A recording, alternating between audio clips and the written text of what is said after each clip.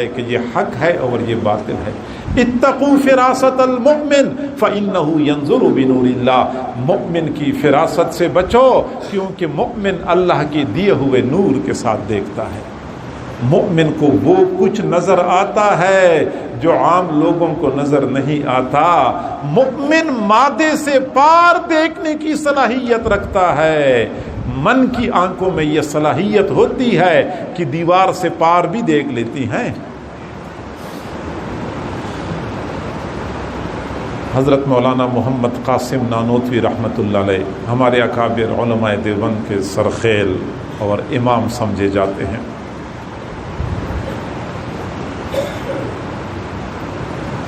دیوبند سے کچھ فاصلے پر ایک بستی تھی، جس بستی میں اکثر لوگ غیر سنی تھے، سنیوں کے چند گھر تھے۔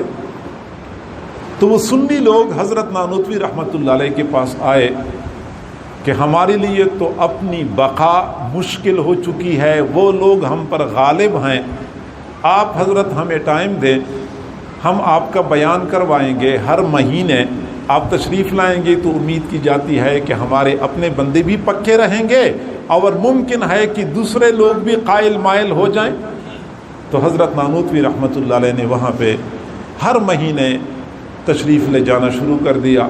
تشریف لے جاتے تھے، بیان فرماتے تھے، اخلاص بھی تھا، علم بھی تھا، انداز بیان بھی کمال کا تھا۔ تو اپنے تھے، غیر لوگ متاثر ہوئے بغیر رہ نہیں سکتے تھے، اور وہ لوگ بھی بیان میں آتے تھے، متاثر ہوتے تھے۔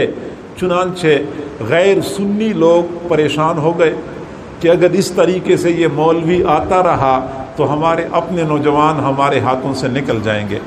چنانچہ انہوں نے ایک طریقہ اختیار کر لیا کہ ہم کسی طور پہ حضرت نانوتوی کا بیان نہیں کرنے دیں گے، رکاوٹ ڈالیں گے، راستہ روکیں گے۔ پہلے مرحلے میں انہوں نے ترتیب یہ بنائی کہ جب یہ بیان کرنے کے لیے آئیں گے تو ہم میں سے کوئی بندہ سوال کرنے کے لیے کھڑا ہو جائے گا، وہ سوال کرے گا، یہ جواب دیں گے، وہ اگلا بندہ اگلا سوال کر لے گا، یہ جواب دیں گے، اگلا بندہ اگلا سوال کرے گا۔ ہم ان کو سوالات میں الجھائے رکھیں گے تاکہ اپنا موضوع بیان ہی نہ کر سکے، یوں ٹائم گزر جائے گا۔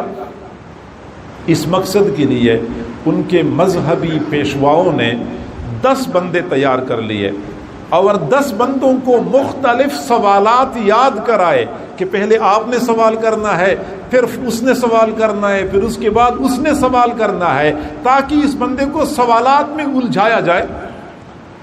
چنانچہ جب وہ دن آ پہنچا، حضرت نانوتوی رحمۃ اللہ علیہ تشریف لائے اور وہ لوگ بھی پہنچے ہوئے تھے جو سوالات پوچھنے کی نیت سے آئے تھے۔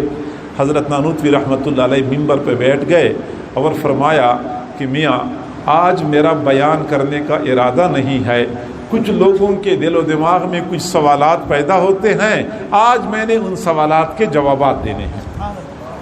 پھر بیان شروع نہیں کیا بلکہ خود فرمایا کہ بعض لوگوں کے دلوں میں یہ سوال پیدا ہوتا ہے، اس سوال کا جواب یہ ہے، اور بعض لوگوں کے دلوں میں یہ سوال پیدا ہوتا ہے اور اس کا جواب یہ ہے، اور بعض لوگوں کے دلوں میں یہ سوال پیدا ہوتا ہے، اس کا جواب یہ ہے۔ یوں کرتے کرتے حضرت نانوتوی رحمۃ اللہ علیہ نے ان 10 بندوں کے 10 سوالات کے جوابات ترتیب سے بتا دیے۔ وہ اور زیادہ متاثر ہو گئے کہ یہ تو واقعی اللہ کے ولی ہیں۔ اب اگلا مرحلہ یہ آیا کہ ہم نے حضرت نانوتوی رحمۃ اللہ علیہ کی تضحیق کرنی ہے، ان کے ساتھ ایسا مذاق کرنا ہے کہ ان کی بدنامی ہو جائے اور تضحیق ہو جائے، دوبارہ ہماری بستی کا رخ ہی نہ کرے۔ چنانچہ جب حضرت اگلی مرتبہ تشریف لائے بیان کے لیے، حضرت نے بیان فرمایا۔ بیان کے بعد انہی لوگوں میں سے 2 بندے آئے اور کہنے لگے حضرت ہمارے ہاں فوتگی ہو چکی ہے، ہمارے مرحوم کا جنازہ آپ پڑھا دیں۔ حضرت نے فرمایا کہ میاں مجھ سے جنازہ نہ پڑھوائیں کیونکہ میرا مسلک اور نقطہ نظر الگ ہے، آپ لوگوں کا مسلک اور ہے، آپ لوگ اپنے مولوی سے جنازہ پڑھوائیں۔ انہوں نے کہا حضرت ہمارا مولوی ہے نہیں، کہیں گیا ہوا ہے، اور ہمیں آپ پر اعتماد ہے، ہم آپ کے عقیدت مند ہیں، آپ جنازہ پڑھائیں۔ حضرت نے فرمایا میاں مجھ سے جنازہ نہ پڑھواؤ، ممکن ہے آپ کے لیے فائدے میں نہ ہو، میرا جنازہ پڑھانا آپ لوگوں کے لیے فائدے میں نہ ہو۔ انہوں نے کہا نہیں حضرت آپ نے جنازہ پڑھانا ہے اور ہم آپ ہی کی گزارش کرتے ہیں۔ چنانچہ حضرت نانوتوی رحمۃ اللہ علیہ تشریف لے گئے، جنازہ لایا گیا، نانوتوی رحمۃ اللہ علیہ جنازے کے سامنے کھڑے ہو گئے۔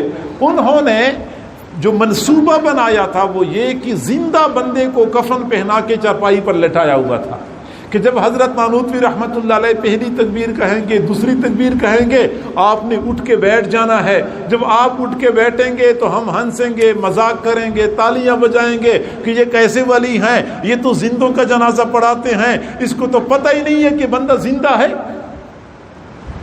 حضرت نانوتوی رحمۃ اللہ علیہ آئے اور کھڑے ہو گئے اور فرمایا کہ ٹھیک ہے مجھ سے بڑھوانا ہے تو پھر صفی سیدھی کر لو۔ صفی سیدھی ہو گئی، چلو نیت کرو۔ لوگوں نے نیت کر لی۔ حضرت نانوتوی نے پہلی تکبیر کہی، پھر دوسری تکبیر کہی، پھر تیسری تکبیر کہی، 4 تکبیریں مکمل ہوئیں لیکن بندہ اٹھا نہیں۔